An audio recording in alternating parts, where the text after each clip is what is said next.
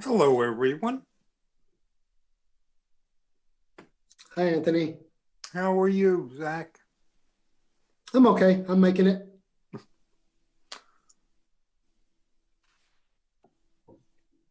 Hi, Jesse. Hello.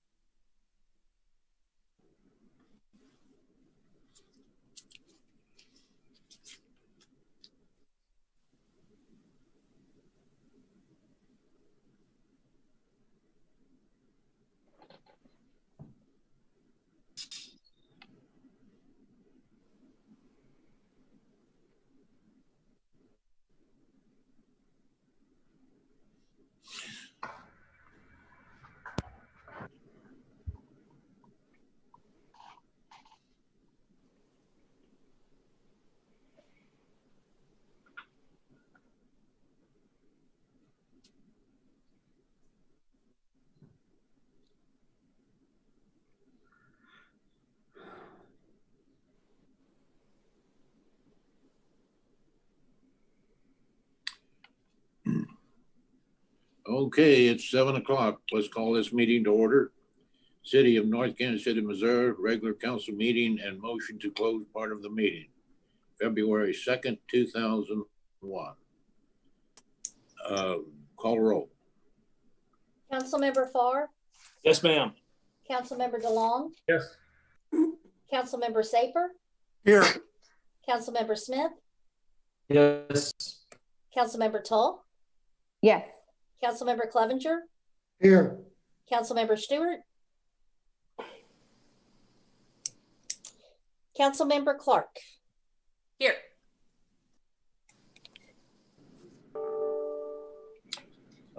Thank you. The next item is Pledge of Allegiance. I'd like to ask Councilmember Farr to lead us in the Pledge of Allegiance and ask all others to remain silent, please. I pledge allegiance to the flag of the United States of America and to the republic for which it stands, one nation under God, indivisible, liberty and justice for all. Thank you. The next item is the approval of the agenda. So moved. Second. Councilmember Farr? Yes, ma'am. Councilmember DeLong? Yes. Councilmember Saper? Yes. Councilmember Smith? Yes. Councilmember Tull? Yes. Councilmember Clevenger? Yes, ma'am. Councilmember Clark? Yes. 7-0, motion carries. Thank you. The next item is comments from the public. Ms. Nakahoto, is there anyone from the public who wishes to speak tonight? If there is anybody in the attendee area and you would like to speak, please use the raise hand feature or *9 if you're dialing in. Our first speaker will be Leonard Marshall.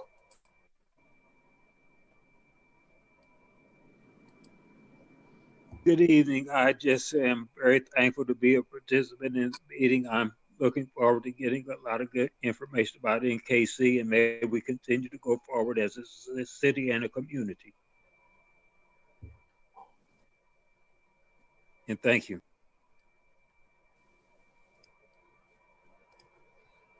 If there are any other attendees that would like to speak at this time, please use the raise hand feature or *9 on your phone. Mr. Berlin, I'm not seeing anybody else indicate that they would like to speak at this time. Councilmember Clevenger? I just wanted to let you know that Councilmember Stewart texted me and said he's having some trouble connecting, so he is trying to connect, just for the record. Thanks. Thank you. The next item is the consent agenda, comprised of items 6 through 9, approval of the minutes of the regular council meeting of January 19th, approval of the minutes of the special council meeting of January 26th, a proclamation in honor of Davis Paint in celebration of 100 years in business, and disposition of records eligible for destruction. So moved. Second.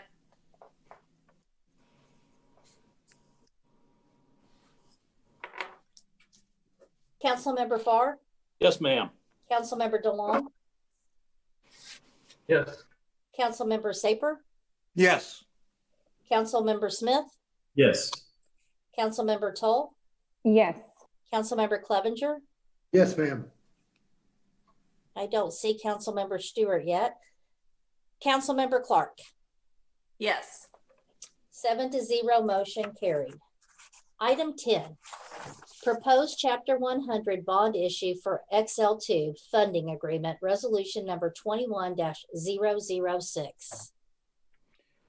Thank you. The city has received an application from SBS Companies and its subsidiary Steel Ventures, which does business as XL Tube in North Kansas City, for an economic development incentive authorized by Chapter 100 of the Missouri statutes.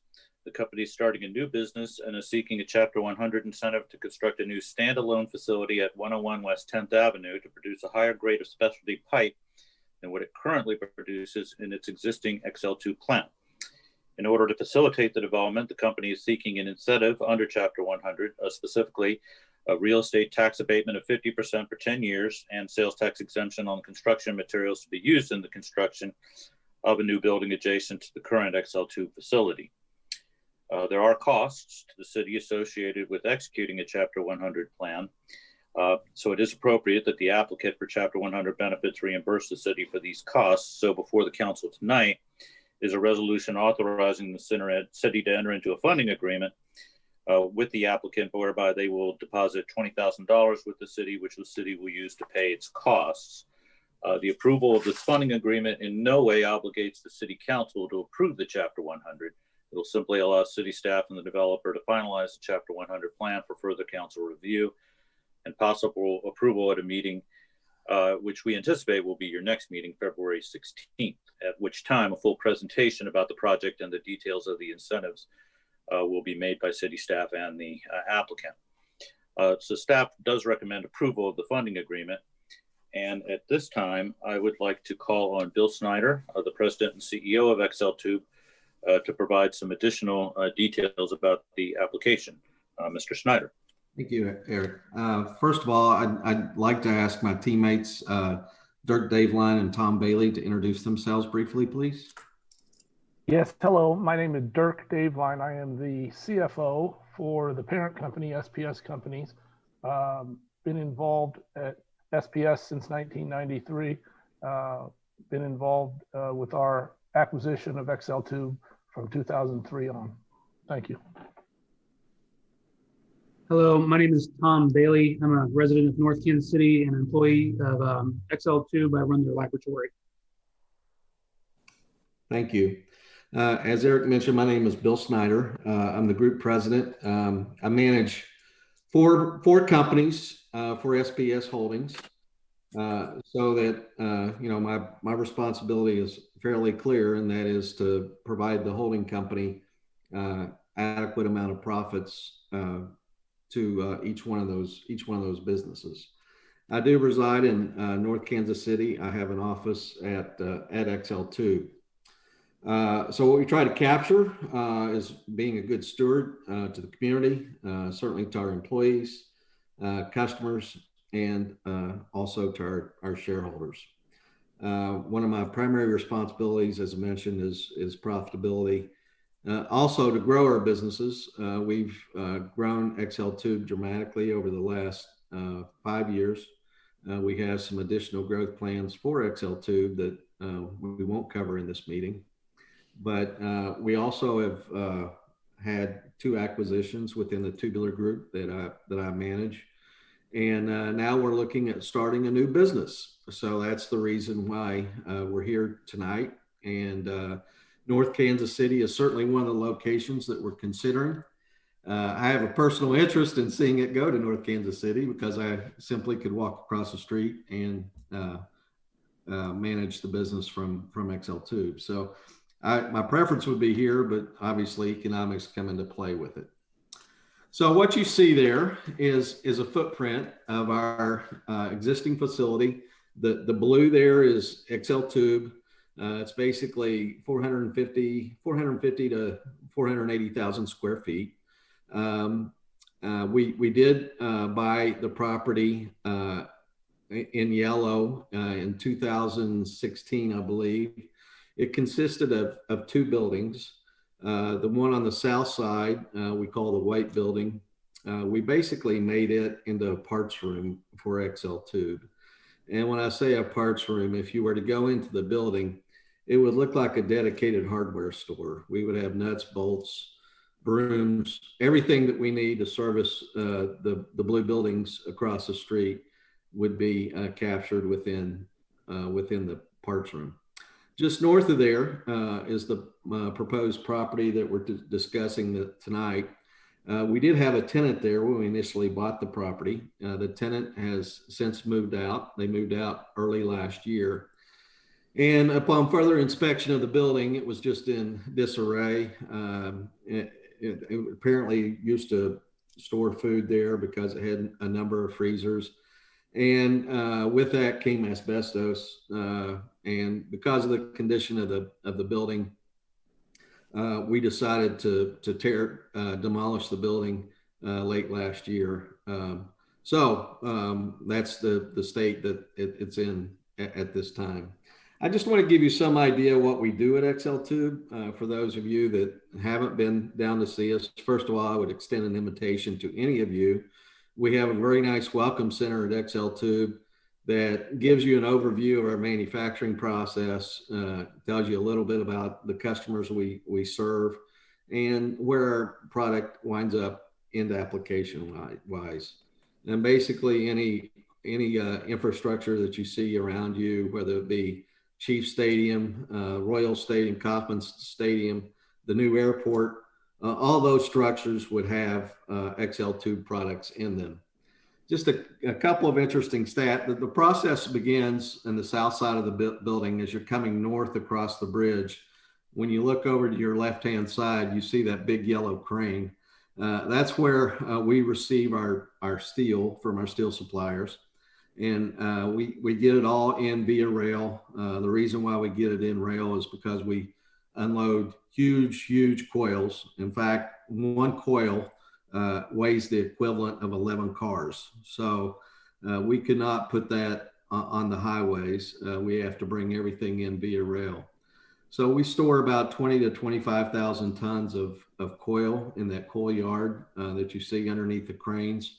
And then we would transport those coils north into our manufacturing area where we would slit the coils. And basically what you do when you slit it is you take a 72-inch wide steel coil and you would slit it into a 3, depending on what size of tube or pipe we're making, you would slit it from a 3-inch malt all the way out to a 25-inch malt. So obviously you would get multiple slits for one coil. One coil might be as wide as 72 inches wide. So they're big, large coils. Needless to say, you go inside our building, we have it's heavy manufacturing. You've got a lot of large cranes, a lot of big equipment. moving around. So again, for those of you that have an interest, I'd love to show it to you sometime. What we basically do is we take those slit coils and we bend them up, make them into either round or hexagonal or square tubes. And then we, through a high frequency heat, we weld those two ends together when they form into a tube or a piece of pipe, and we would weld them together. And then we would, it's a continuous process, so it's running all the time. And then we would cut these links into, we would cut the pipe or tube into 20 or 21-foot lengths or 40 or 42-foot lengths. We also do 24 and 48-foot lengths. So you'll see all these trucks leaving North Kansas City. Everything outbound goes, 95% of what we ship outbound goes via truck, and you'll see a lot of these trucks with our pipe and tube on it. It's loaded on a flatbed, a 53-foot flatbed. An interesting stat. So in one year, if you laid each piece of pipe and tube end to end, we would make enough pipe and tube in 1 year to go round trip from New York to Los Angeles twice. So we produce a lot of the product. It's hard to fathom. In fact, if you consider all the pipe and tube that we made since we started in 1983, you could actually, if you laid each piece of pipe and tube end to end, you could actually go all the way to the moon with the amount of pipe and tube that we manufacture. Some of the end applications that we manufacture would be truck trailers, car hauling trailers, ground screws that's used a lot in residential construction to support the slabs, rollover protection on a lot of the lawnmowers, things like that, HVAC, chillers, heaters, coolers, conduit for fiber wire. We make a lot of products that go into the ag business, tillage equipment, forklifts, lawnmowers, exercise equipment, axles for trailers. We also make pipe and tube that goes into hospital beds, into ventilators. Because of that, we've been obviously deemed an essential business. And throughout the last 12 months, we ran nonstop through this whole COVID pandemic. So anyway, that's an overview of XL2. Kim, if we could go to the next slide, please.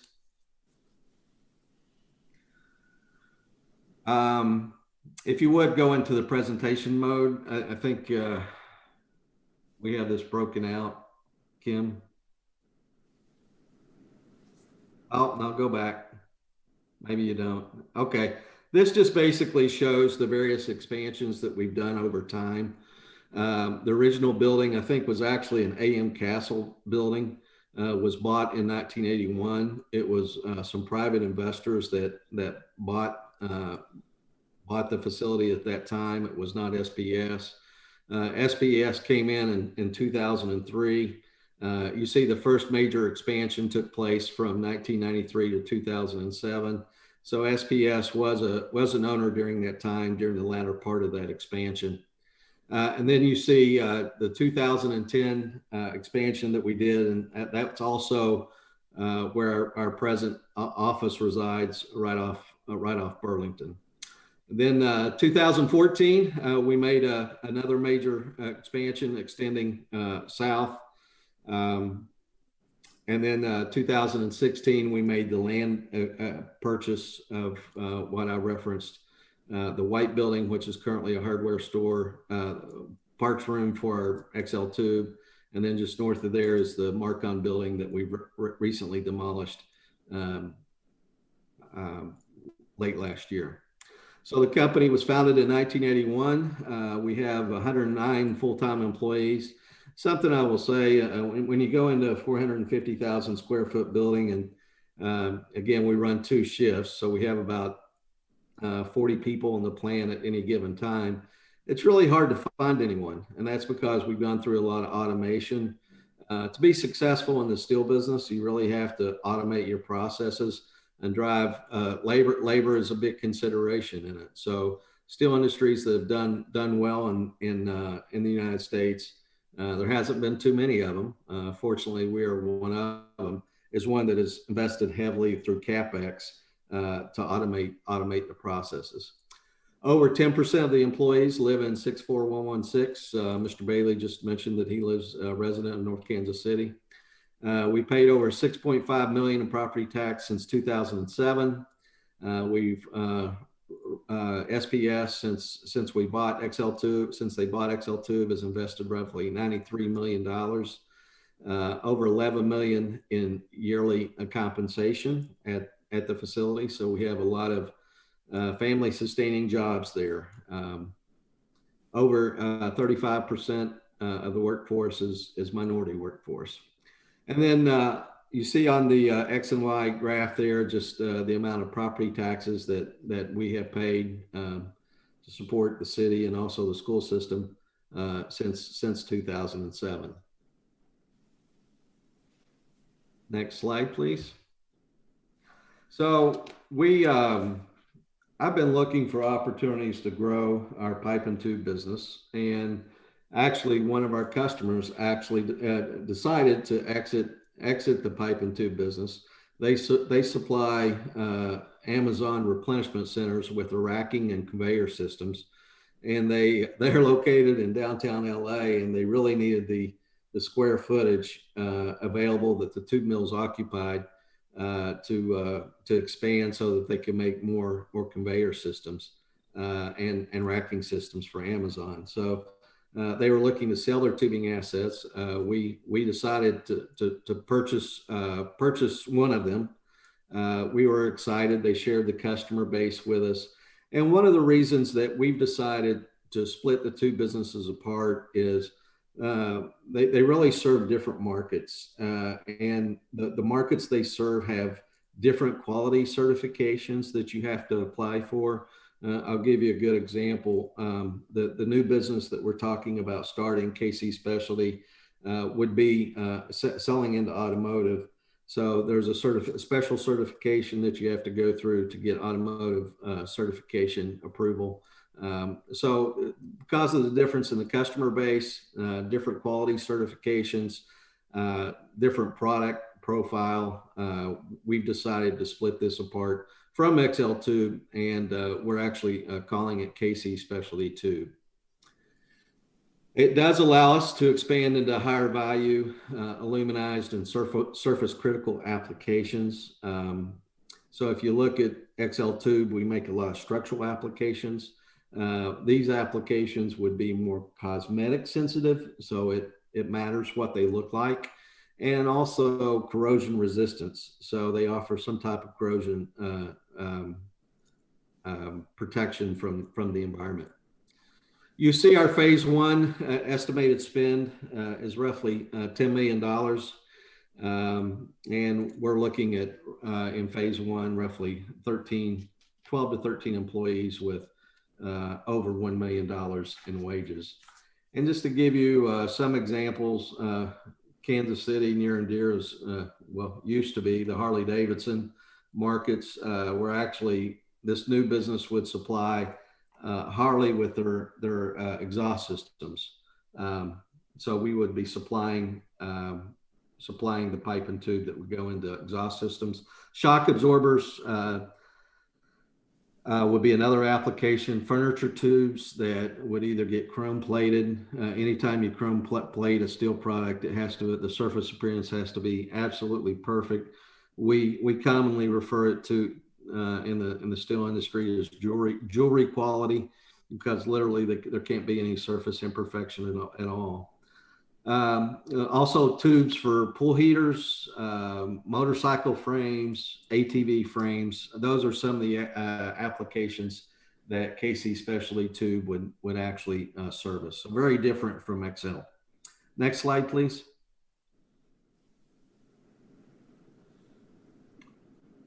So as we look at the project, there's some options for us. I've told you what I would like to do is from a convenience standpoint, it would certainly make sense to locate this in North Kansas City.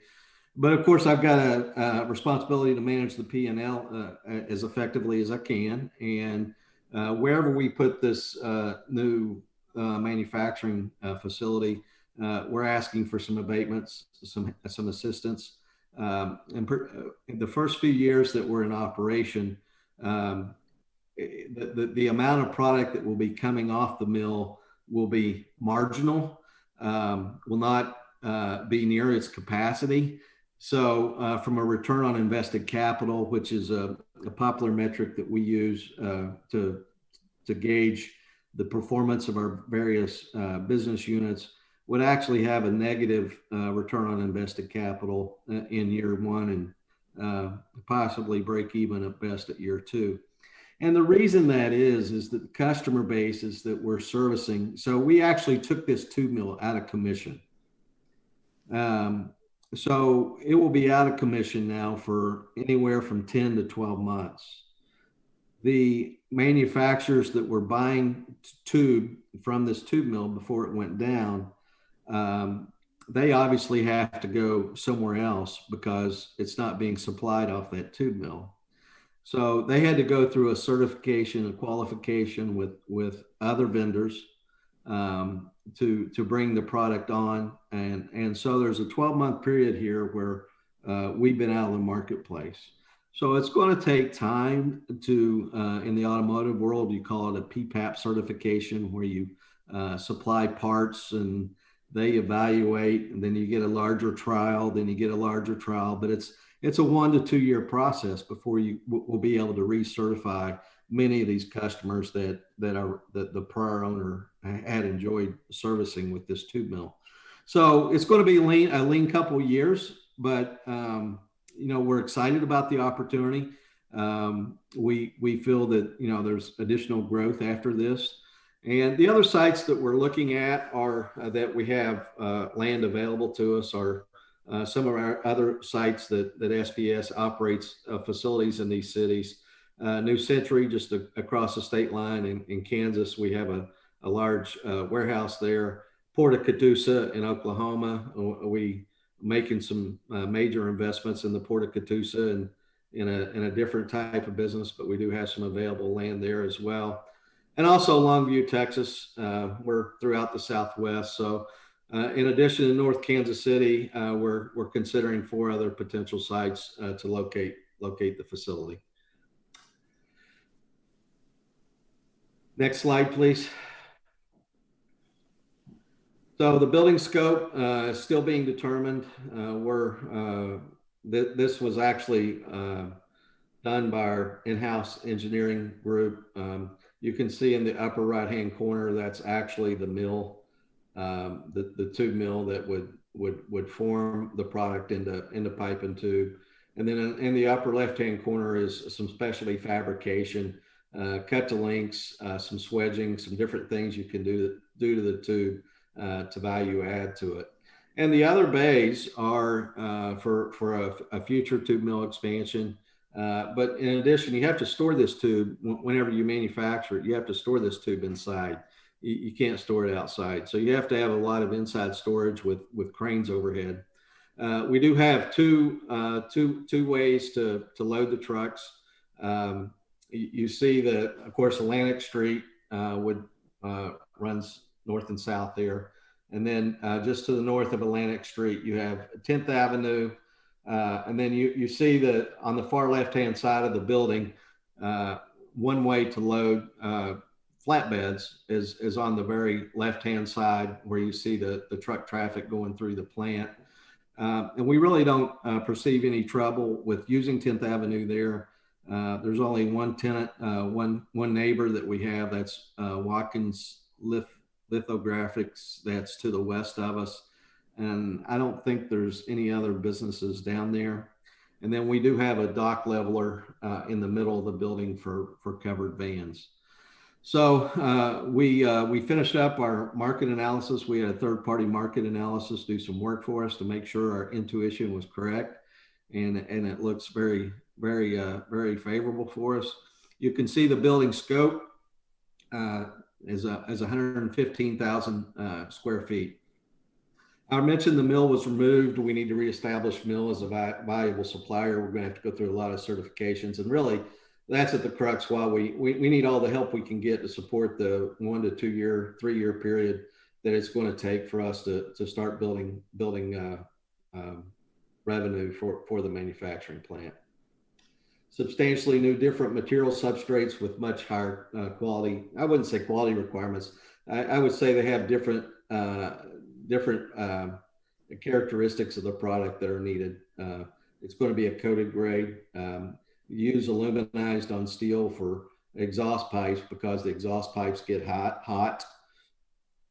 And in addition to that, they're exposed to the weather, so you want them to be corrosion resistant.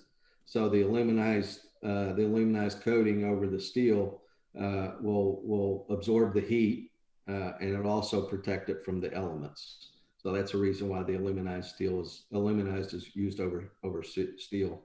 And then lastly, a multi-year ramp-up effort requiring significant qualification for customers demanding strict quality and conformances.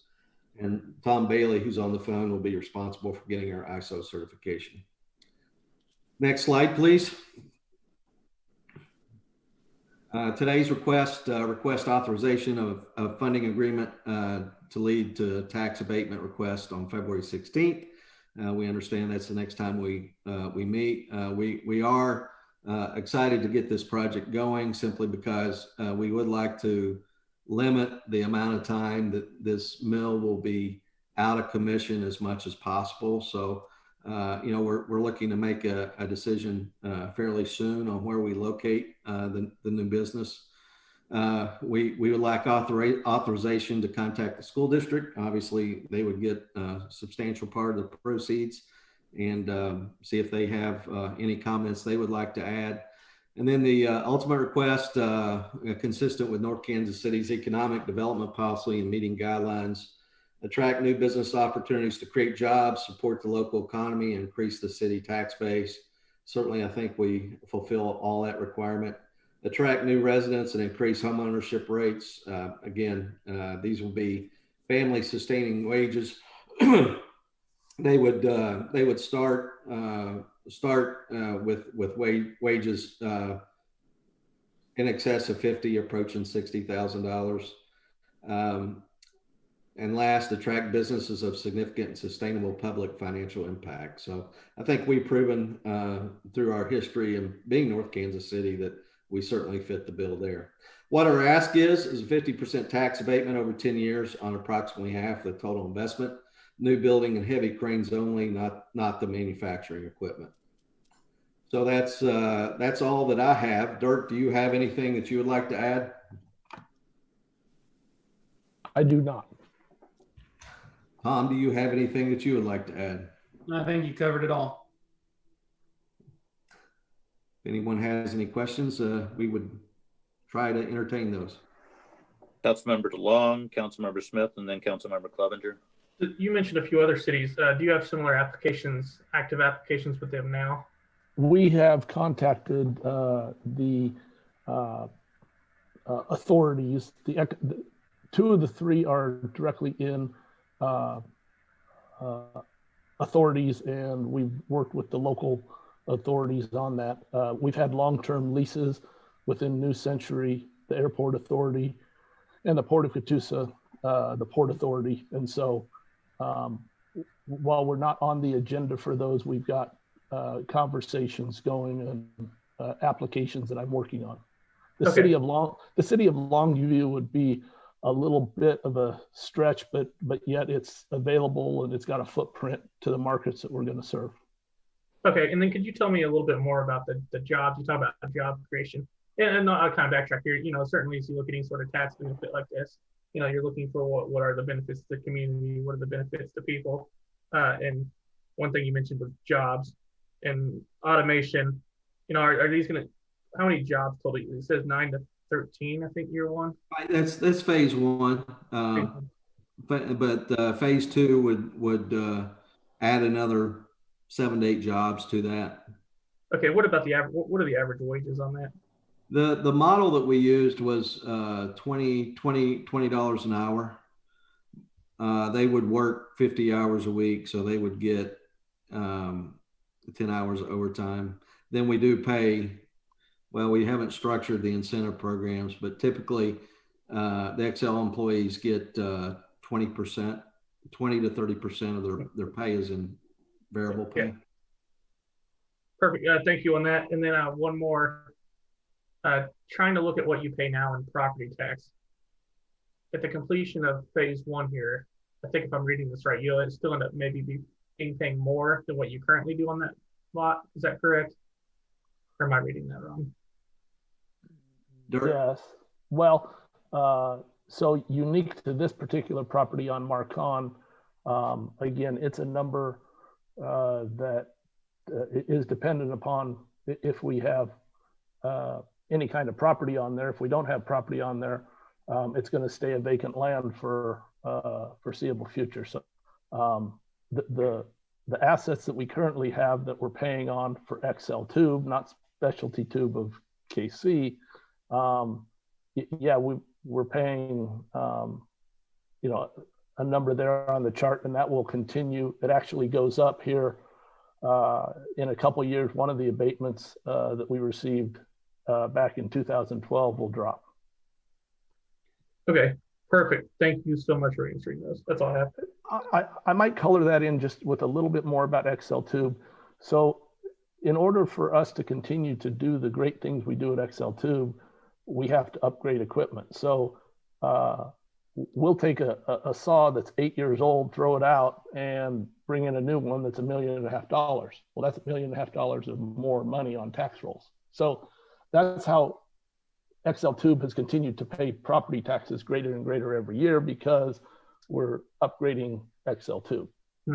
Well, I guess to follow up then, I know I said it's done, but one more follow-up. You're not going to be asking for any additional abatement that you we do not anticipate any more abatements for this, or if we get to another project. If this grows to the next stage where we buy some more land, we'll likely be another 10 years down the road, 8 to 10 years down the road. All right, perfect. I'll shut up for a minute. Let someone else talk. Councilmember Smith. I'd like to kind of get back to what I think Bryant was going after. As a vacant lot, how much are you paying in taxes on that one? They haven't reassessed it with it being vacant, but by my calculation, it's like $50,000. Okay, so $50K. But with that, that includes a building on it. So that second south building is going to stay there. Okay, so it would be $50,000, even under the abatement of 50% on the equipment. It says, there's a note here that says you would pay a pilot equal to 100% of the land value plus 50% of the improvements. Is that correct? That is correct. So we'd be looking at the 50,000 plus this bottom line across at the 50% abatement. So year one, 76,000, and then it climbs up after that. Is that right? I don't have that immediately in front of me, but here it's the total value of the abatement 10 years, and then it says year one and it climbs up. So it starts year one, 76,000.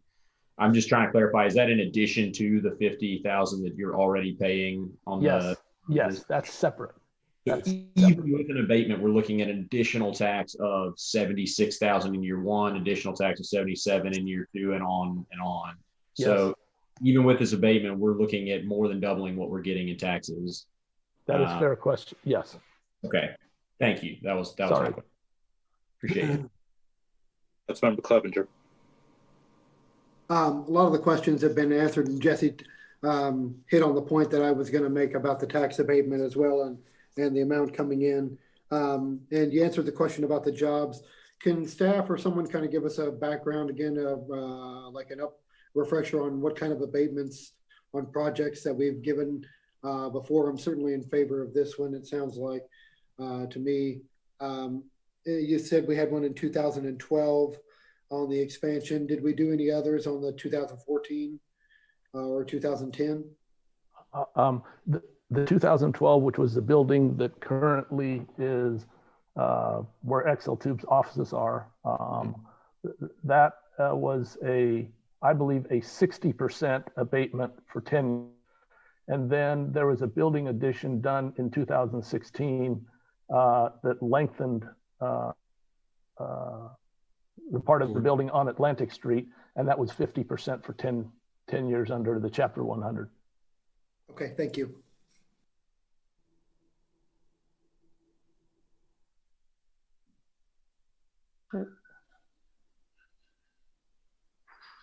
Can I just start talking? Okay. I just wanted to say that you want to be here, and I think we really want you to be here. This looks great. So I'm happy to vote for this. Well, we appreciate that very much. Right, I'll move to approve if there's no further comments. Second. Did we lose Eric? Maybe he took my place. Yeah. You did lose him somewhere, I think. That would explain it. Yeah, you think you can keep rolling with the meeting until he gets back on? Sure. I'm happy to jump in. We have a, oh, there we go. Perfect. Councilmember Farr, Yes, ma'am. Councilmember DeLong, Yes. Councilmember Saper, Yes. Councilmember Smith, Yes. Councilmember Tull, Yes. Councilmember Clevenger, Yes, ma'am. Councilmember Stewart, Absolutely, yes. Councilmember Clark. Yes. 8-0, motion carried. Next number is 11, approval of Anthony Sands as Public Works Director. Good evening, Mayor and Council. Before you tonight is a memo about the requesting approval for Anthony Sands as the Public Works Director. As you know, our current Public Works Director, Pat Hover, is set to retire on March 19th of this year after 17 years with the city. In this memo, we summarize the recruitment for the new Public Works Director and recommend the approval of Anthony Sands as the city's next Public Works Director. I'm happy to answer any questions should you have any. Mr. Saper? Last October, the City Council did pass the Equity and Inclusion Committee ordinance.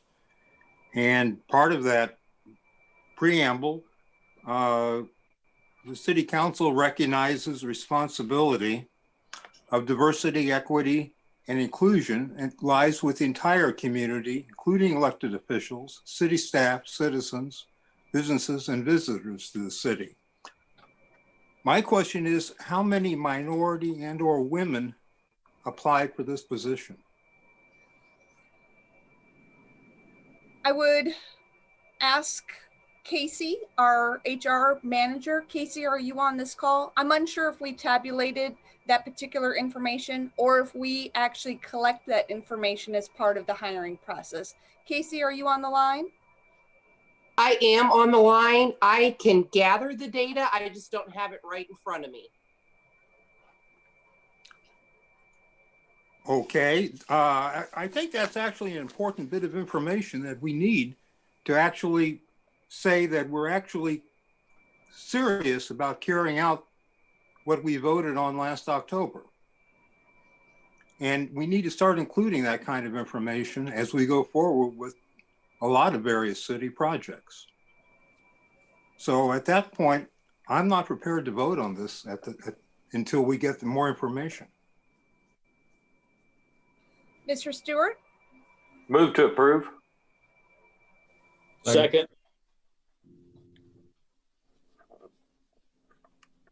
Councilmember Farr? Oh, I'm sorry. I'm sorry, before I call the roll.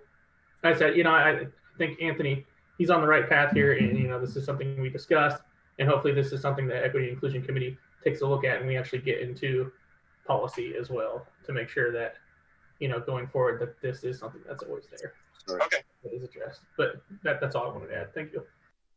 Okay, I'm going to start over. Councilmember Farr? Yes, ma'am. Councilmember DeLong? Yes. Councilmember Saper? No. Councilmember Smith? Yes. Councilmember Tull? Yes. Councilmember Clevenger? Yes, ma'am. Councilmember Stewart? Yes. Councilmember Clark? Yes. 7-1, motion carried. Item 12, next steps for Armour Road complete streets improvements. And it looks like we have Eric back. I am back. So shall we go to item 11, approval of Anthony Sands as Public Works Director? We have already approved that and we're ready for item 12. Oh, okay. Well, I'm sorry to have lost you all, and thank you. All right, so for item 12, I will call on the Community Development Director, Sarah Copeland. Good evening, Mayor and Council. The memo that's before you tonight summarizes the direction that we received from the Council during the work sessions in December and January on the Armour Road Complete Street project. You did give us feedback on 7 improvements to make to Armour Road. The memo also includes more refined cost estimates for doing the work associated with those improvements. One item that we did not get your feedback on in the earlier work sessions was how to handle what we had budgeted for this year. And so to finalize everything, we do need to get one more set of feedback from you, whether to defer the phase 2 improvements, which would be the Howell Street curb islands, until the next fiscal year, and to make the adjustments to Armour Road based on council direction as described in the memo this year. The estimated cost for all of that work would be $166,000. And our next step would be to have a budget amendment and a task order for the engineering on your next agenda. Or we could make the adjustments and install the curb islands at Howell Street both during this year. The estimated cost of doing that would be $366,850. And again, would require a task order for the engineering and a budget amendment on your next agenda. I would be happy to answer any questions about anything in the memo or to take any direction. Councilmember Clark and Councilmember Smith and Councilmember Clevenger. I think right off the bat, I just want to put it out there that I'm for the second option, to go straight for the budget amendment of $300,275. In looking at all this, I can't help but just think this is a known kick in our butts for what it looks like when this is the cost of waiting. When you put projects off and they're not set to completion, things double down. I'm of course open to discussion. I see the benefits of all the things, but I do know that the delineators were a huge pain in everyone's side. So that with the Howell Street intersection, I feel like that's going to help eliminate those items. And I know there are other people that share the same sentiment. So I'm for amending the budget, but of course I'm open for discussion as well. Councilmember Smith. Let's do it. Let's get it knocked out. We're never going to have an opportunity with lower traffic than we have right now. It's mid-pandemic and things are going to start ramping up. So I say the earlier we get them done, the better. And these curb islands were something we were going to be doing anyway. So this isn't like we're spending an extra amount of money. This is just moving it up. So I'm in favor of getting it done. Councilmember Clevenger. Just a couple of things. Definitely, in favor of getting the Howell Islands done as well. I looked at it and tried to decide as far as putting it off or doing it this year. Jesse brought up a good point about the traffic, and now's a good time to maybe get it started. Also, putting it off another year, how much more is it going to cost? And definitely replacing the delineators with the cast curving, I think is going to be more aesthetic. And then as far as the left turn signal, I don't know if we got into that. I know we got into that in the last meeting, and whether that would be beneficial based on the cost to input it there, to put it there on Hal. So I'd like to hear any more information if any other council members have about that. Thanks. Councilmember Saper. How soon could the project get started, assuming we approve it, and how long would it take? Sarah, do you want to take a crack at that? Well, I guess it would depend on which part of the project you were interested in. Our next step would be to have a task order with the engineer, because we would need plans before we could do anything further. I think that Public Works, the municipal services crews, were going to go ahead with painting the curved noses at Iron Street as soon as they could. I don't know that that's been done yet, but that's it kind of depends on when they can fit that into the rest of their to-do list. And then the first, beyond that, the first work that would happen would be something that they would be able to do in-house. And so it's going to depend just on how much time these projects take them, how long it takes to procure materials.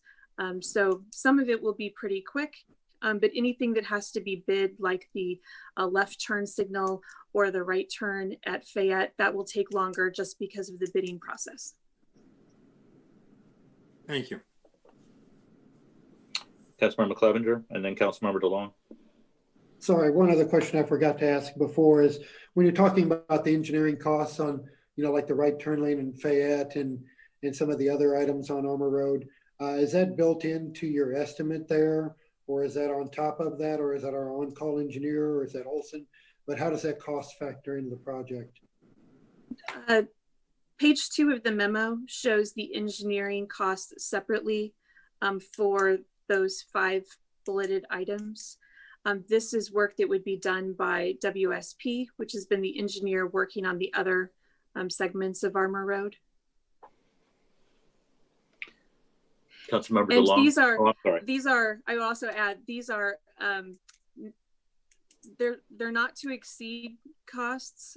So for instance, under installation by municipal services, that $10,325 there, that includes the cost to meet with city staff and 2 possible meetings with the city council if necessary. So any work that's included in that cost that is not done is not billed to us.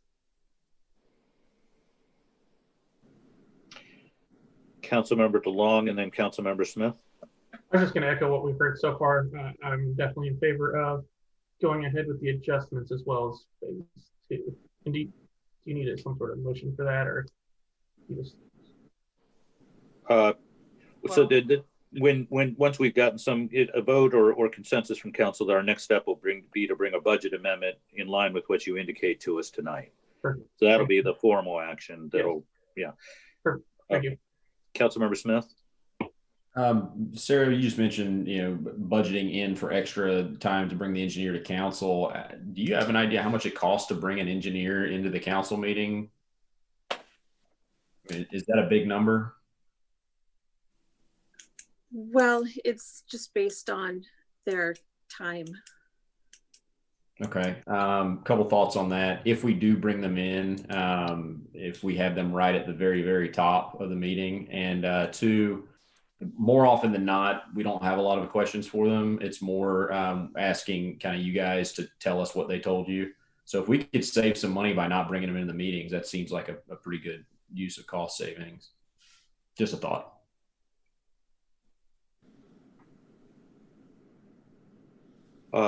So are there any other council questions or comments? Did I see somebody? Councilmember Paul? Sorry. I was just going to say that I agree with a lot of what was said. I think we can see by what's written out that waiting on this and sitting on this has cost real money. So I move to approve option 2. Second.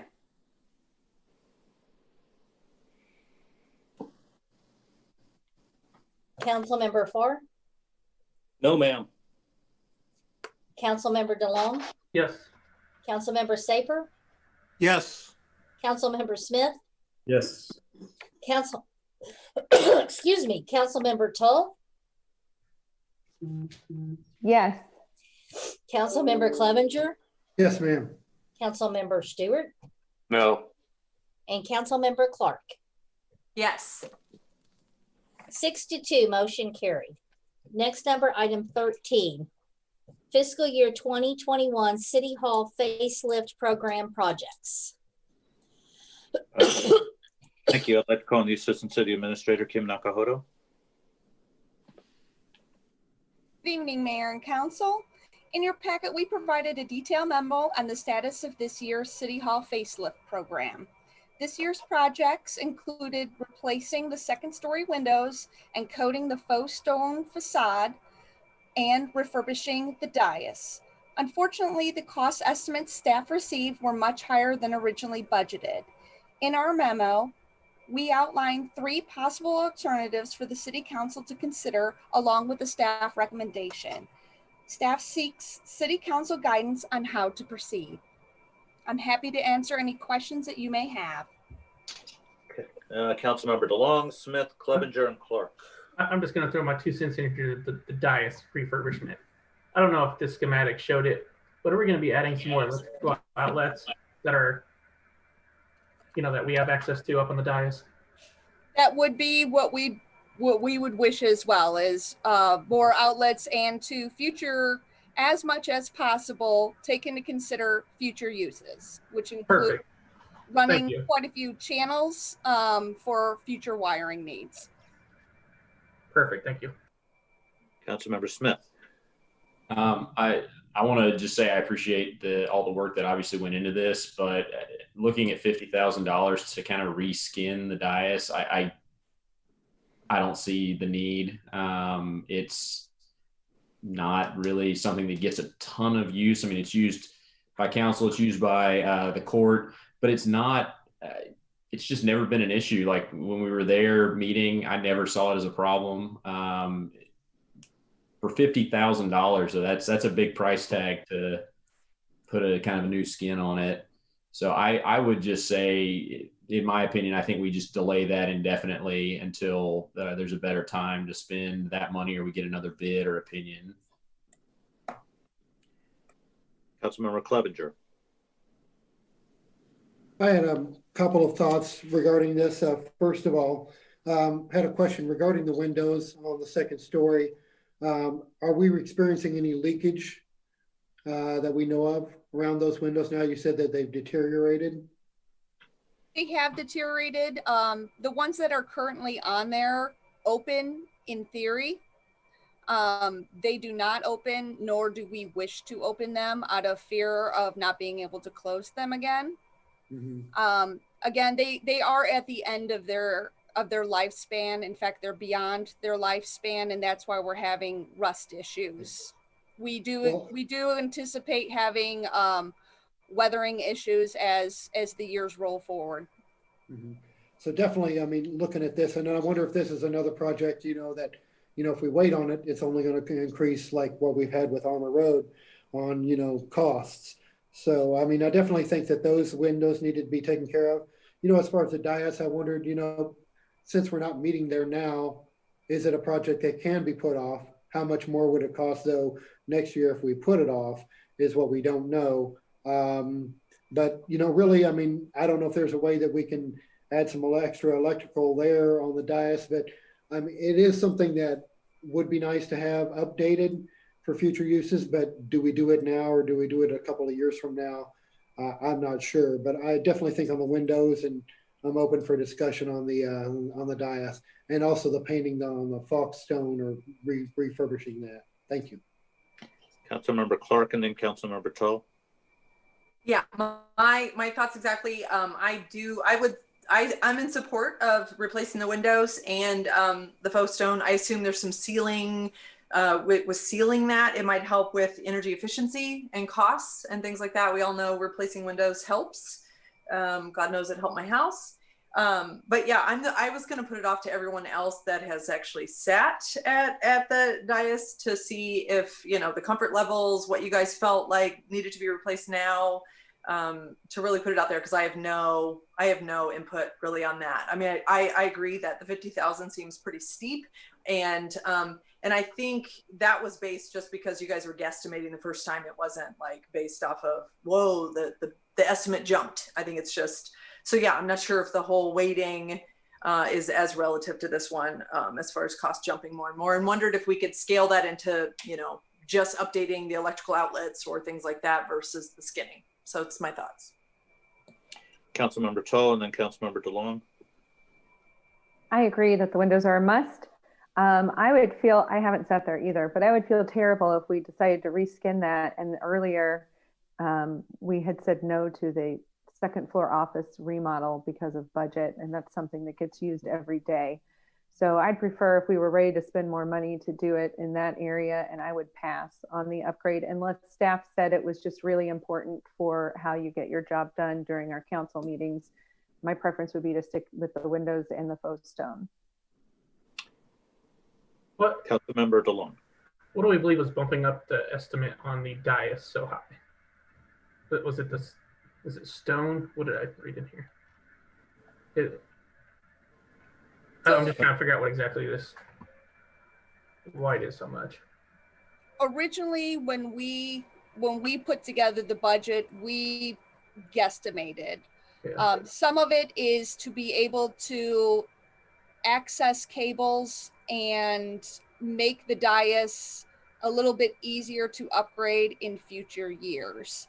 Right now, all of the wires are done externally. What we had, one of the things that did drive up the costs of the dais is access panels, as well as adding cabinets to hide the current electrical. As those of you who were able to sit at the dais back when we were meeting in person, you know that the electronics are kept into a cabinet in front. The cabinet works well, but some of the challenges is when we have issues during a meeting, a staff member has to cross in front of the dais. Removing those cabinets to the end means that should something go awry with some of the broadcasting equipment, a staff member doesn't have to cross in front of the dais and interrupt the meeting. Oh, one more thing. So right now, staff, you don't really have a TV that, or any sort of monitor in front of you, do you? I can't recall. I'm trying to remember. You have to look up at the monitors up in the behind you. Correct, as well as anybody who's presenting to the council. So again, and this gets into a little bit of context. You almost have to be in the room to see how it functions and how it doesn't function.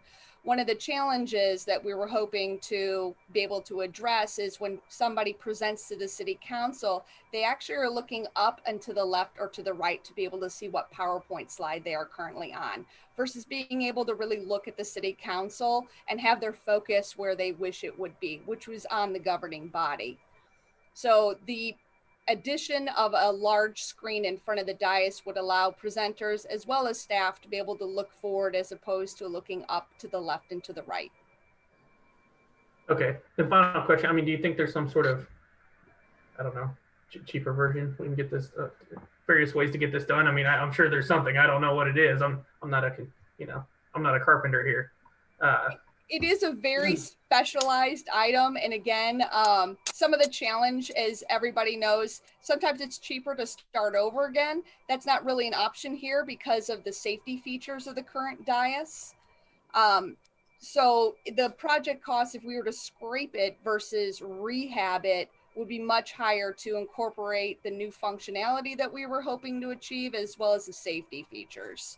So preserving the safety features also drives up the rehab costs a little bit, if that makes sense to those who have been to there, as well as those who might be looking at some schematic drawings that were included in the packet. So I think that there's always a way to value engineer a project, but I'm unsure how low we could go before we lose some of that functionality. All right, thank you. I do hear you. Some of you asking for enhanced electronics, so that would be one thing we could take a look at, is seeing if we at least could do that without doing a full rehabilitation of the dais. I believe I'm hearing, but you might want to take a vote, but I believe I'm hearing direction from the council to focus on the window treatments and the faux stone beneath, and to not pursue a full-fledged renovation of the dais at this time. Correct. Okay. All right. So I think that gives the direction that we need to move forward, and we'll bring you a contract for the windows at some point in the future. And we will take a look and see if there's something we might be able to do just in terms of enhanced outlets and things on the dais. Councilmember Smith? If getting the screens up in front is a concern, I mean, simple TV mounts to the front face wood of the dais seems like they could accomplish that, and then just routing the cables through conduit at the base. That's just, I mean, rather than having a flush mounted screen tucked in and professionally built, if that's the goal, is to get the screens out there, that would be a possibility for value engineer. We will take a look at that as well. All right, I think we can move on to the next item. Item 14, 2021 Temporary Parklet License Program, Bill number 7575, ordinance number 9372. First reading. Second. I have a question. Councilmember Clevenger, and then Sorry, Councilmember Smith.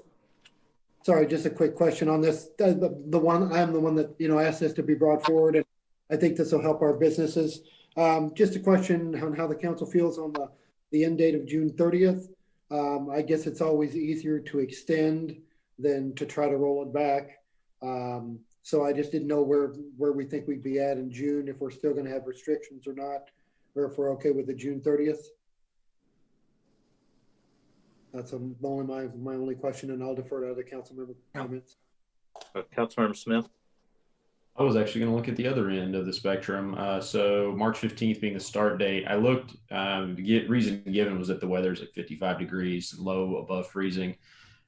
Given the weather patterns in Kansas City, so is the first 2 weeks of March are also in the 50s and above freezing.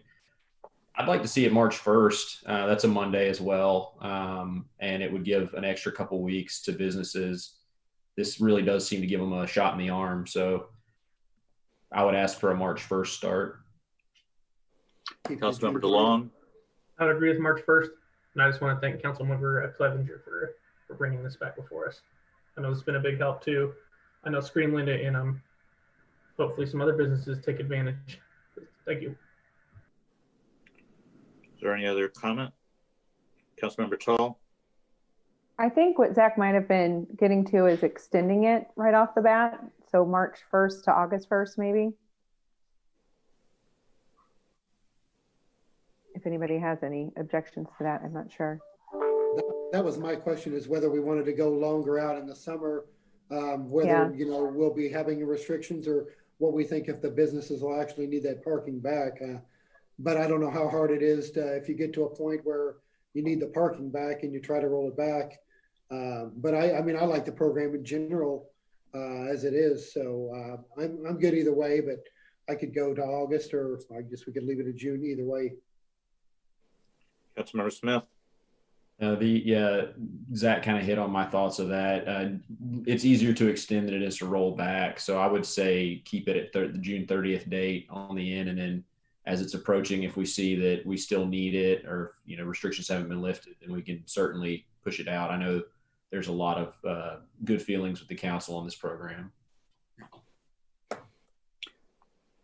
Any other comment? Would someone like to make a motion to approve the ordinance with the change to make the starting date March 1st? I'll move to approve with the amendment of a March 1st start date. Second. I guess first reading. We had a first reading. Oh, we did? No, we And this didn't. is the amended, yeah. I did not do the am. first reading but we did have a motion and a second on the floor for that first reading. How does first reading work when we change the? You have to amend the motion. Okay, Amy, fix your motion. Okay, so I move that. Am I still doing first reading? She doesn't have to amend it. Somebody else has to amend it. There's already a motion and a second on the floor. I move to amend the motion to have a begin date of March 1st. I second that amendment. Now we have to vote on the amendment first, and then we vote on the first one. And that becomes the bill that we're voting on into an ordinance, correct? Correct. Revote. Let's do it. Councilmember Farr. Yes, ma'am. Councilmember DeLong. Yes. Councilmember Saper. Yes. Councilmember Smith. Yes. Councilmember Toll. Yes. Councilmember Clevenger. Yes, ma'am. Councilmember Stewart. Yes. Councilmember Clark. Yes. No, 8-0, motion carries. that was on the amendment. Now we vote on the motion part of it. So I move that bill number 7570, amended bill number 7575 be placed on second and final reading and passes ordinance number 9372. Nope. We vote Well, on I tried. We vote on the first one first. Yeah. You made the motion. Now we vote on that one. Yeah, we're just voting on the first reading. Yes. Oh, great. So now I say first reading? Nope, you've already said it. We're just waiting for the clerk. No, I need a second. So seconded. Okay. I love you, Tom. Councilmember Farr. Yes, ma'am. Councilmember DeLong. Yes. Councilmember Saper. Yes. Councilmember Smith. Yes. Councilmember Toll. Yes. Councilmember Clevenger. Yes, ma'am. Councilmember Stewart. You know, I hate to vote on something like this. When I joined the Marines for 2 years, it ended up being 4 when I signed. But yes. Councilmember Clark. Yes. An ordinance amending chapter 4.30 sidewalk eating and alcohol consumption licenses of the code of the city of North Kansas City, Missouri regarding temporary parklet licenses. I move that bill number 7575 be placed on second and final reading and passes ordinance number 9372. Second. Second. Councilmember Farr. Yes, ma'am. Councilmember DeLong. Yes. Councilmember Saper. Yes. Councilmember Smith. Yes. Councilmember Toll. Yes. Councilmember Clevenger. Yes, ma'am. Councilmember Stewart. Yes. Councilmember Clark. Yes. 8-0, motion carried. An ordinance amending chapter 4.30 sidewalk eating and alcohol consumption licenses of the code of the city of North Kansas City, Missouri regarding temporary parklet licenses. Item 15, Harris Charitable Fund allocations. Thank you. The city's ground lease with Harris Casino provides that Harris, North Kansas City will make a charitable contribution to qualified charitable organizations to provide services or other benefits to residents of the city. The charitable contribution is the greater of 1% of Harris net operating income for the last fiscal year, or $100,000. This year it is $100,000. At its special meeting on January 26th, the city council met, reviewed the applications, and determined allocations for applying organizations, which are now before the council for formal approval. Council is requested to approve the list of organizations and amounts for the 2021 Harris charitable contribution. Move to approve. Second.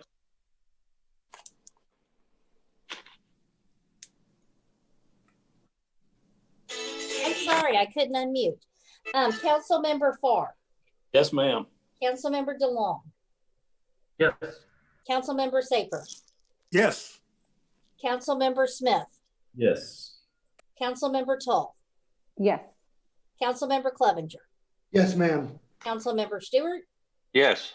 Councilmember Clark. Yes. 8-0, motion carried. Number 16, approving accounts due and payable by the city through January 29th, 2021. Bill number 7574, ordinance number 9371. First reading. Second. Second. Councilmember Farr. Yes, ma'am. Councilmember DeLong. Yes. Councilmember Saper. Yes. Councilmember Smith. Yes. Councilmember Toll. Yes. Councilmember Clevenger. Yes, ma'am. Councilmember Stewart. Yes. Councilmember Clark. Yes. 8-0, motion carried. An ordinance authorizing payment for certain accounts due and payable by the city through January 29th, 2021. I move that bill number 7574 be placed on second and final reading and passes ordinance number 9371. Second. Councilmember Farr. Yes, ma'am. Councilmember DeLong. Yes. Councilmember Saper. Yes. Councilmember Smith. Yes. Councilmember Toll. Yes. Councilmember Clevenger. Yes, ma'am. Councilmember Stewart. Yes. Councilmember Clark. Yes. 8-0, motion carried. An ordinance authorizing payment for certain accounts due and payable by the city through January 29th, 2021. Thank you. We have a couple of reports in your packet for your review, upcoming city items of note and a quarterly financial report. Would like to just speak briefly about Operation Safe. which is a joint effort of the Clay County Public Health Center, Clay County Cities, North Kansas City Hospital, Liberty Hospital, and Cerner Corporation to mount a mass vaccination clinic on the Cerner campus here in North Kansas City. This has come together very quickly, has involved a lot of coordination by a lot of different parties. Lots of credit goes to, I think, North Kansas City Hospital and to Cerner, who we thank for letting the effort use one of the buildings on their campus. We've had a lot of staff involved in this. In particular, Dave Hargis, Fire Chief, is on the Incident Command Team. Kim Nakahoto is the Co-Public Information Officer. She has spent a lot of time working on getting information out about this, including a media conference yesterday. The clinic is scheduled to give its first vaccinations on Thursday, February 4th. Vaccinations will be given by appointment only. Anyone interested should sign up on the Clay County Public Health Center site. Anyone simply arriving without an appointment will be turned away. But I just want to, I think this has been a great effort by a lot of different entities in Clay County to get this up and running. And of course, the big obstacle right now is getting supply in. But when the supply comes in, this facility, I think, will be very ready to vaccinate potentially thousands of people a day. So that will get started this week. Are there any questions about that? Councilmember Clevenger. And they'll be vaccinating based on the counties and the state's plan as far as the 1A, 2A, 1B, all of that. Yes, sir. Okay. That's correct, sir. Yes. Councilmember Smith. Follow up to that. So once people have filled out the survey with the Clay County Public Health Department for the vaccine, they get their notification that their group is ready. Can they then make the appointment? How does that process look? Dave or Kim, do we know exactly how that works at this point? I'm happy to jump in here. So the first step that we would ask residents or anybody interested if they live and or work in Clay County is to fill out the Clay County interest form. What that does is it allows the county to collect contact information.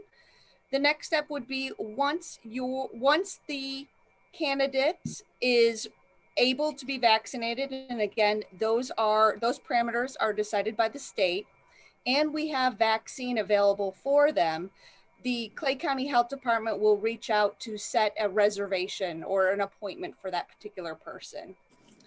And then that person would show up to their appointment date for their inoculation. So it's kind of a three-step process. First would be interest form, then it would be reaching out to make sure that the scheduling works for them, and then that person would show up and get their vaccine. Councilmember Stewart and Councilmember DeLong. Do we know yet which vaccine Clay County will get? When I signed up to get the VAs, they told me it would be Pfizer. I don't know if the county knows yet or not. We do. The vaccine was already received for this week's clinic, and it's Moderna. Okay, so they're going to start it this week then. I guess if you hadn't got a call, you're not going to be in the Thursday. I'm not asking for me. I've already got my first one, but like my wife will be signing up with Clay County.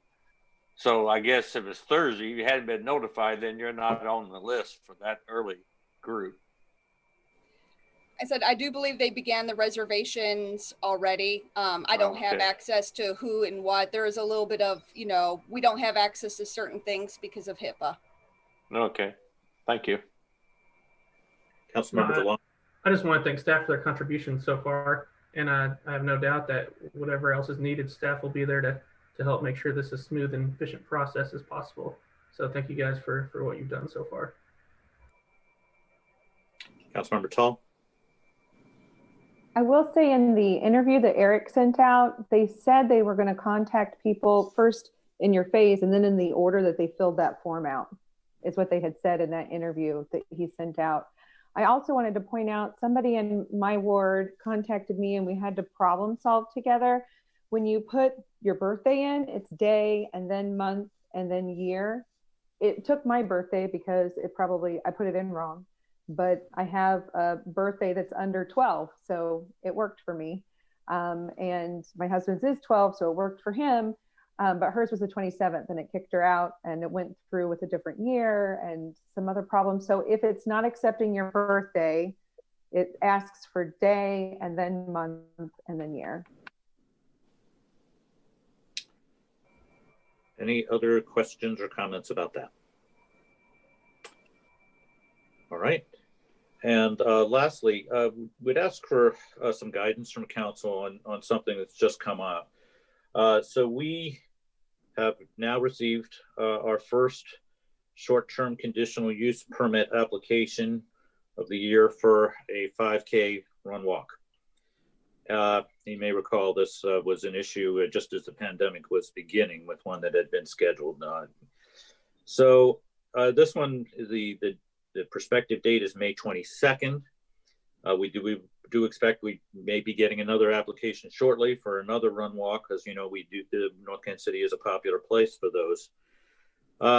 Given that we are in a health emergency order, we would appreciate your guidance as to how you would like to go about this. A couple of things that we think we could do. One, we could tell the applicant that we'll save the date, but we're going to wait to put it to the council for approval until later, until the health emergency order has changed.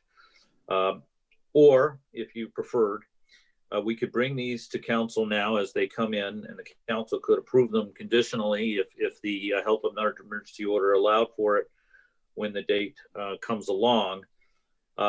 If the council did it that way, then I would tell you that we would want to interpret the health order strictly. We wouldn't want to get into negotiating with people. Well, what if we stagger the start so that we don't have, you know, too many people gathered at one time? With that I think becomes too difficult to do.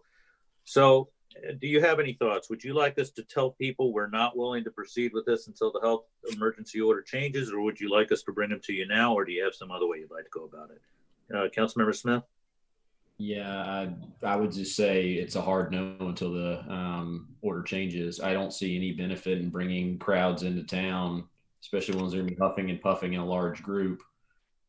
Just doesn't make sense unless they're going to have only people that can prove that they've done 2 doses of the vaccine, but that's not feasible. So it just seems like it's going to be spinning our wheels. We may as well just say no to everybody until we can clear it. Councilmember Stewart and then Councilmember DeLong. No, I agree totally. I don't see, you know, I've been watching the news and everything, and they're talking about the vaccine not being distributed till summer. Totally. I mean, look at the East right now. They've had to stop doing it because they can't get the virus in. I mean, the vaccine, and they get the viruses there, I guess, because of the weather. It's just going to be a long delay. Yeah. I don't see where May is going to be anywhere close. Councilmember DeLong. I would agree with that. You know, and these things take some time to plan. So I wouldn't even want to start opening the door yet for these, because, you know, there's just nothing's clear enough at this point, and it might not be clear enough in, like the Councilmember Stewart was just saying, in June, July. I mean, we might be looking Q3, Q4 before you could even consider even planning something like this. So I would be just flat out.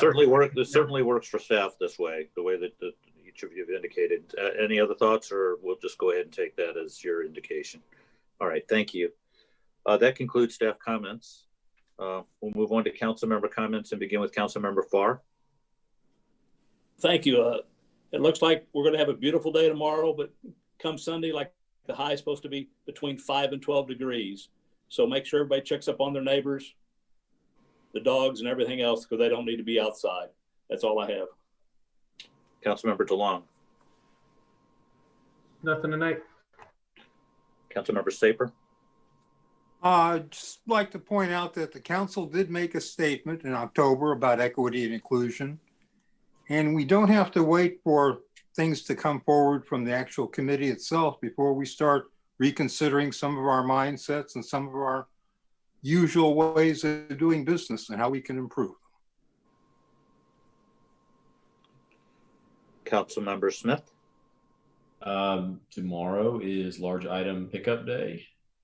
So put your large items out there. And I hear there's a big game on Sunday. So go Chiefs.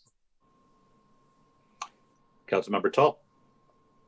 I just want to really thank you and North Kansas City Hospital and everybody that's been working behind the scenes to get it up and running this quickly. I know you guys had to have put in a lot of hours as a team, and we really appreciate it.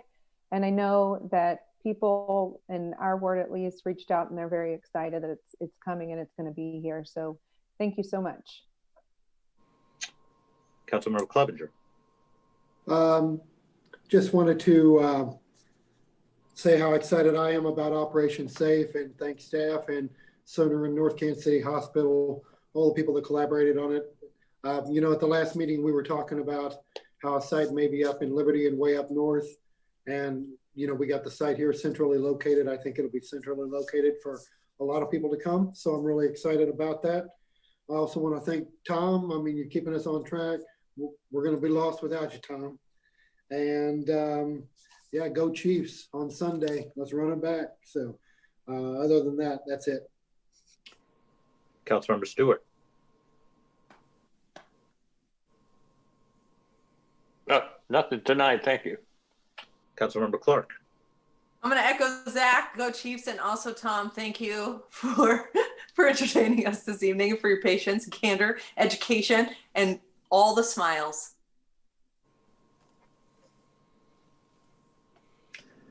And Mayor Stila.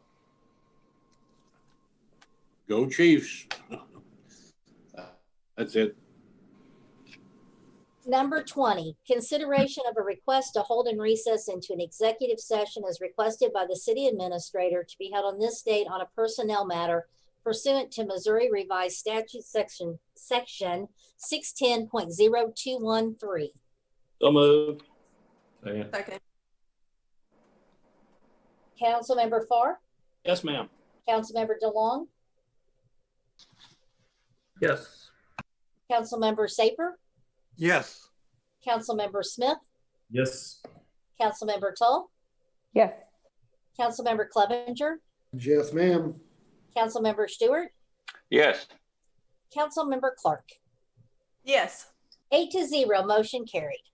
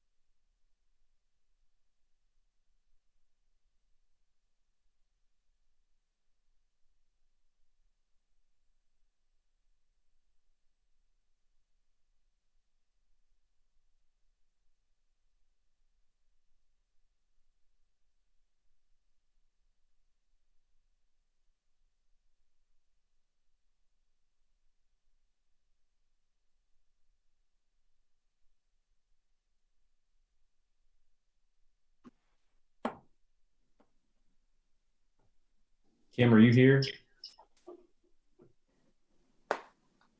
Hmm.